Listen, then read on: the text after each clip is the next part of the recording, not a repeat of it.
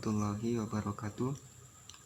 Jadi kali ini saya akan menjelaskan salah satu materi eksperimen fisika, yaitu tabung sinar katoda,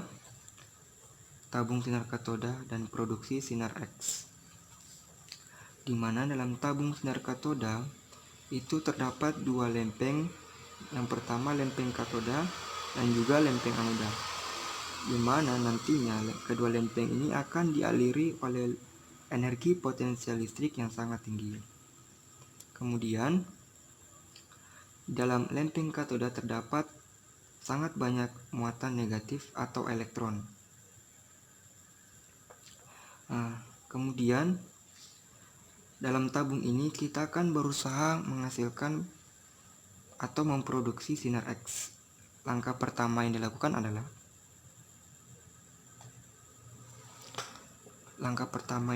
adalah memberikan energi potensial listrik yang sangat tinggi kepada katoda agar elektron yang ada di katoda bisa terlempar keluar.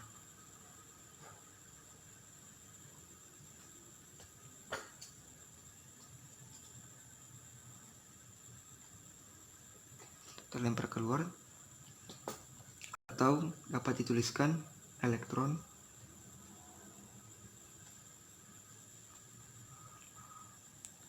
lepas dari anoda. Lepas dari katoda.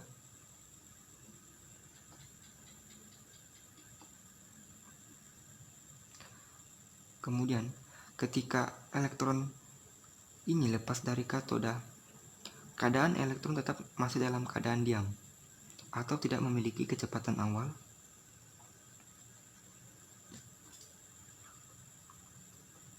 Tanpa kecepatan awal.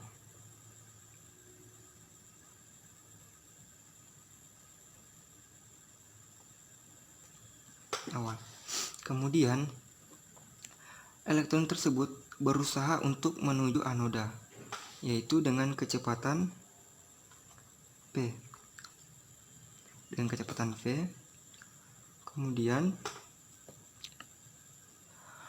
ketika elektron tersebut memiliki kecepatan V,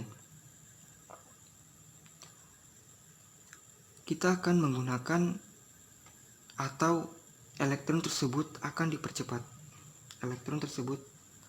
dipercepat dengan kecepatan ini tadi, atau dengan V.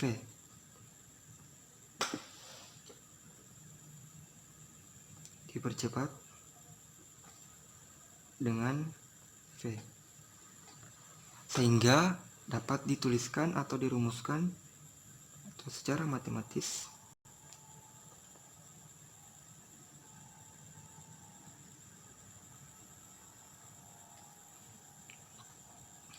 yaitu V sama dengan akar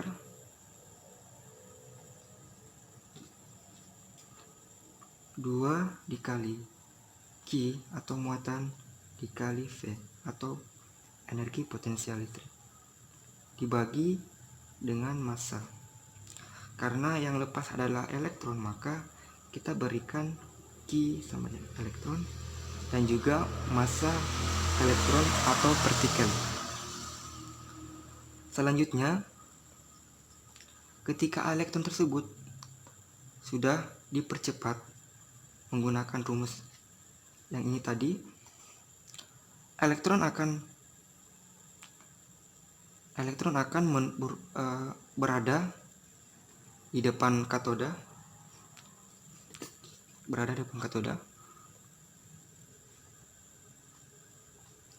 dan yang terjadi adalah elektron akan menubruk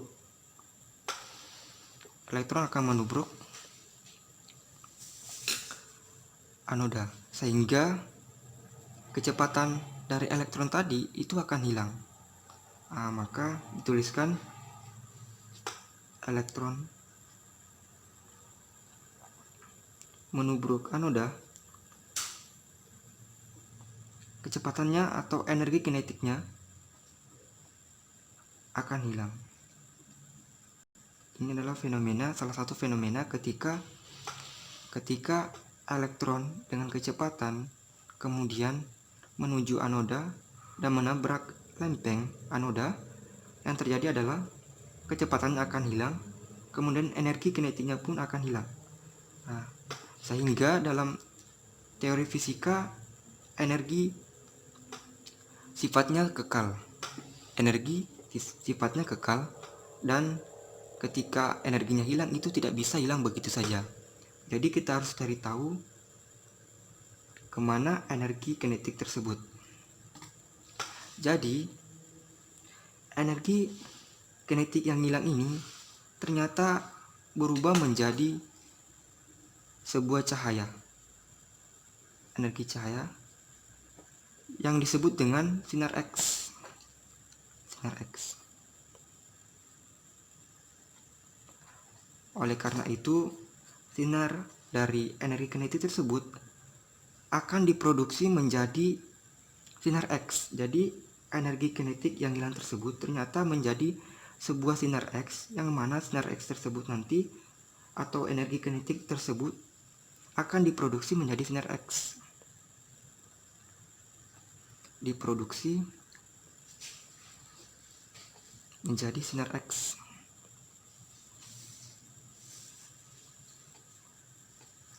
Nah, di mana sinar X ini juga dapat disebut dengan GaN atau foton.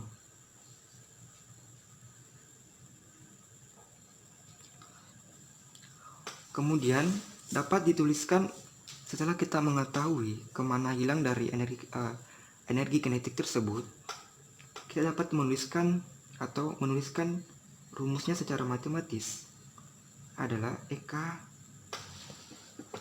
menuliskan rumusnya, kemudian kita menuliskan rumusnya yaitu EK sama dengan energi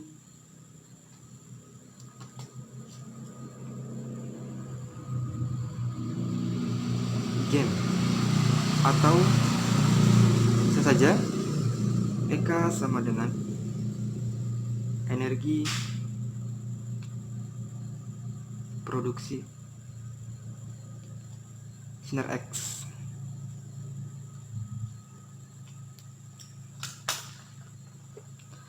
Seperti yang kita ketahui bahwa rumus dari energi kinetik adalah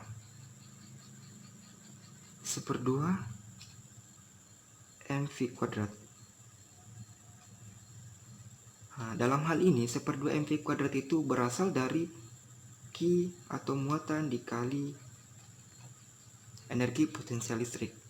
Jadi kali ini kita tidak menggunakan 1/2 mv kuadrat tetapi menggunakan Q kali V. Seperti kita lihat. Jadi saya ulangi, dalam energi kinetik ini kita menggunakan atau setelah energi kinetik ini setelah atau elektron itu setelah menubruk anoda, kemudian elektron tersebut berubah menjadi cahaya atau sinar X, di mana sinar tersebut adalah energi kinetik yang akan diproduksi menjadi sinar X. Jadi sinar atau cahaya-cahaya ini atau cahaya-cahaya yang ini merupakan energi kinetik yang hilang tadi, atau disebut juga dengan sinar X, kemudian akan dikonversi menjadi atau diproduksi menjadi sinar X atau GaN, bisa saja disebut dengan foton. Nah, kemudian dapat saja dituliskan EK sama dengan energi GaN atau EK sama dengan energi produksi sinar X. Nah, kali ini EK merupakan 1/2 mv kuadrat.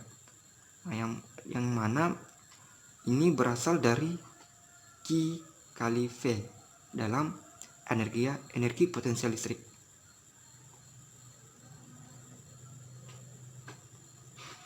Nah, kemudian kita tuliskan atau dapat menuliskannya lagi, EK sama dengan atau energi kinetik sama dengan energi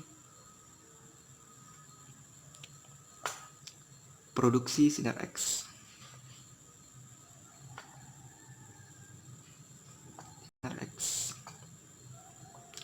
Kemudian kita tuliskan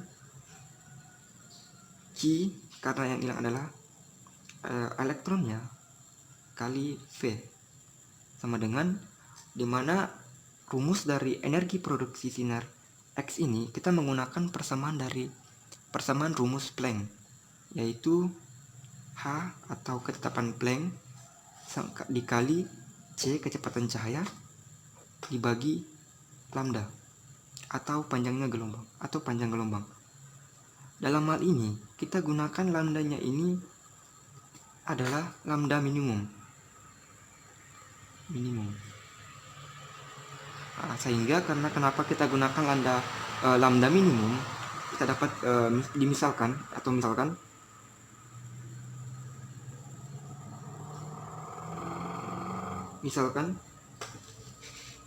misalkan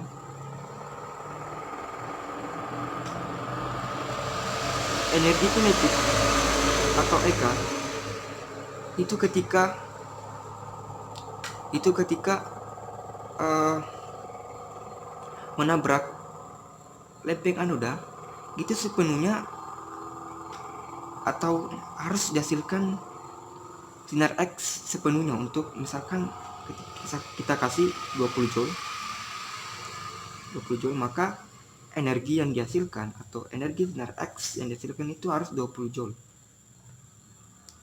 Tapi itu tidak bisa dipungkiri karena bisa saja energi kinetik yang awalnya 20 joule kita harapkan akan hilang sedikit akibat pemanasan dari dua lempeng ini yang terus dialiri oleh energi potensial listrik. Ini akan memanas sehingga akan diambil separuh oleh kalor sebanyak misalkan 5 joule. Maka yang tersisa adalah atau produksi sinar X yang dihasilkan adalah hanya 15 joule.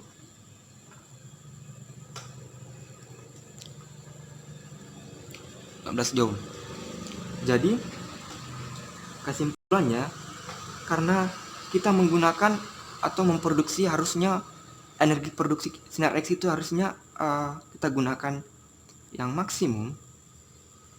Jadi kita gunakan lambda yang minimum. Jadi kita harus gunakan EK yang produksinya sama. Ketika EK-nya 20 joule, ketika menabrak anoda, hasil dari EK tersebut atau yang diproduksi oleh sinar X itu harus 20 joule juga. Sehingga di sini kenapa menjadi lambda minimum.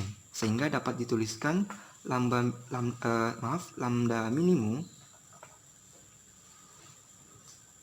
sama dengan H atau ketetapan Planck kali C dibagi Q atau muatan elektron kali V. Jadi ini merupakan rumus untuk menghasilkan sinar X atau rumus produksi sinar X. Jadi mungkin itu saja yang bisa saya sampaikan. Kurang lebihnya mohon dimaafkan. Wabillahi taufik wal hidayah. Wassalamualaikum warahmatullahi wabarakatuh. Jadi kurang lebih seperti ini cara kerja dari tabung sinar katoda untuk menghasilkan atau memproduksi sinar X.